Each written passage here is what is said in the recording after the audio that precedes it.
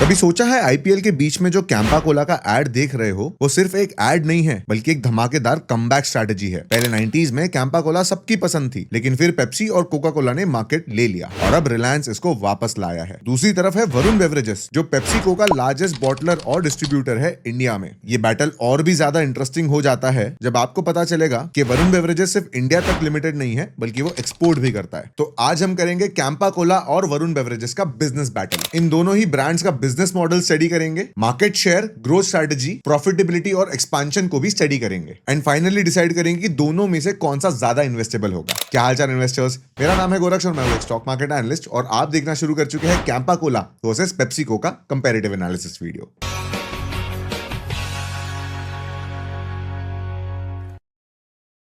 एक तरफ है रिलायंस बैक्ड कैंपा कोला जो 30 साल बाद मार्केट में वापस आया है और दूसरी तरफ है वरुण बेवरेजेस जो पेप्सिको का बिगेस्ट पार्टनर है इंडिया में। दोनों का बैटल काफी इंटरेस्टिंग होने वाला है, तो वीडियो को एंड तक जरूर देखना।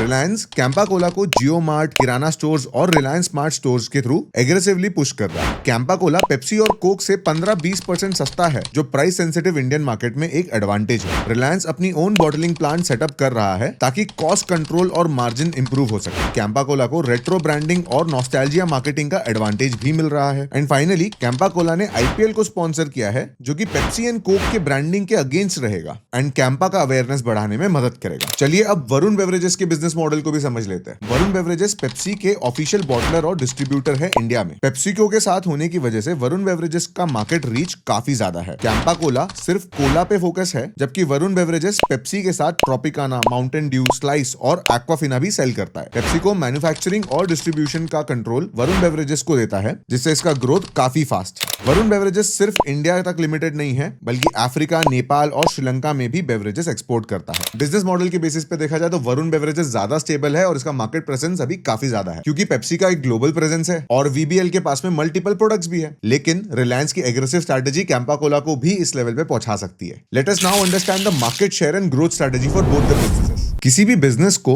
अपना कस्टमर बेस पता होना चाहिए। हेंस कैंपा कोला अभी rural and semi urban market पे ज्यादा फोकस कर रहा है, जो कि प्राइस सेंसिटिव कस्टमर्स होते हैं। रिलायंस के 17,000 से ज्यादा रिटेल स्टोर्स है और जियो मार्ट का एडवांटेज भी कैंपा कोला ले रहा है। कैंपा कोला की मार्केटिंग स्ट्रैटेजी एग्रेसिव प्राइसिंग और नॉस्टैल्जिया बेस्ड मार्केटिंग है। और अगर इन्वेस्टमेंट की बात करी जाए तो रिलायंस इस सेगमेंट में 50,000 करोड़ तक इन्वेस्ट कर सकता है। वहीं अगर वरुण बेवरेजेस की स्ट्रैटेजी को देखा जाए तो ये अर्बन और टियर 1 सिटीज में ऑलरेडी डोमिनेट कर रहे हैं। इसके पास 30 लाख से ज्यादा रिटेल आउटलेट्स है, जिसमें किराना स्टोर्स, मॉल, रेस्टोरेंट और मल्टीप्लेक्स शामिल है। और क्रिकेट में स्पॉन्सरशिप तो वैसे ये लोग भी करते हैं। जहां कैंपा कोला को मार्केटिंग की नीड है, वहीं पेप्सिको का नाम हर किसी को पता है। और फाइनली इन्वेस्टमेंट पे देखा जाए तो कंपनी नए प्लांट्स और ऑटोमेशन पे इन्वेस्ट कर रही है ताकि एक्सपांशन और फास्ट हो सके। इस सेगमेंट के बेसिस पे मुझे ये पता चलता है कि भाई वरुण बेवरेजेस के पास में एक ऑलरेडी एस्टैब्लिश्ड मार्केट तो है और टियर 2 और टियर 3 में भले ही कैंपा एक्सपांड कर रहा हो, लेकिन real spending capacity tier 1 cities में होती है। हेंस जिसका प्रेजेंस यहाँ पे ज्यादा रहेगा उसे ही ये एडवांटेज मिलेगा। So Varun beverages wins here as well. Let us now understand the financial strength and profitability of these two companies.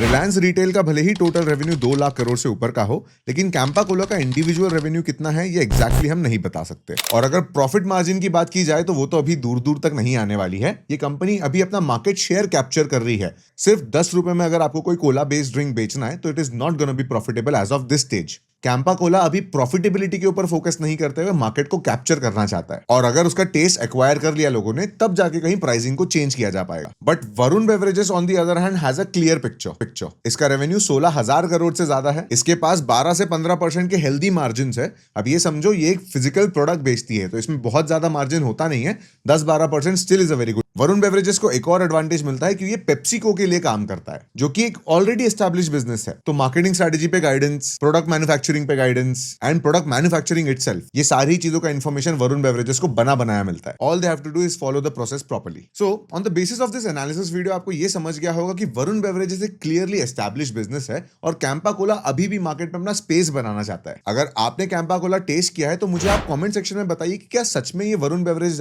Pepsi and Coca Cola से बेटर टेस्टिंग बेवरेज एवरेज है या सिर्फ प्राइस पॉइंट के बेसिस पे इसकी अभी sales हो रही है। But as per the financials and the business model is concern, ये क्लियरली वरुण बेवरेजेस के फेवर में ही जाएगा, बिकॉज जिस स्पेस में कैंपा कोला आने की बात कर रहा है वो एक बहुत कॉम्पिटेटिव स्पेस है। ये इतने कम प्राइस पे बहुत ज्यादा दिन चलेगा नहीं, और चाहे तो Varun beverages and Coca Cola अपने मार्जिन को रिड्यूस भी कर सकते हैं, जिससे कैंपा कोला के ऊपर में और प्रेशर बनेगा। So to conclude this video, I still believe कि इंडिया के बेवरेज मार्केट में वरुण बेवरेजेस का रोल अभी ज्यादा डोमिनेंट रहेगा। तो अगर आप एक स्टेबल कंपनी सर्च कर रहे हो तो Varun beverage will be the option, और अगर आप ग्रोथ पे फोकस कर रहे हो तो Campa Cola could be the option. But always remember, with high growth comes high risk. I hope ये कंपैरेटिव एनालिसिस वीडियो आपको पसंद आया होगा। अगला कंपैरेटिव एनालिसिस वीडियो कौन से दो स्टॉक्स पे करना चाहिए मुझे कमेंट सेक्शन में जरूर बताना। अगर ये वीडियो पसंद आया है तो लाइक जरूर करना, and I will see you in the next one.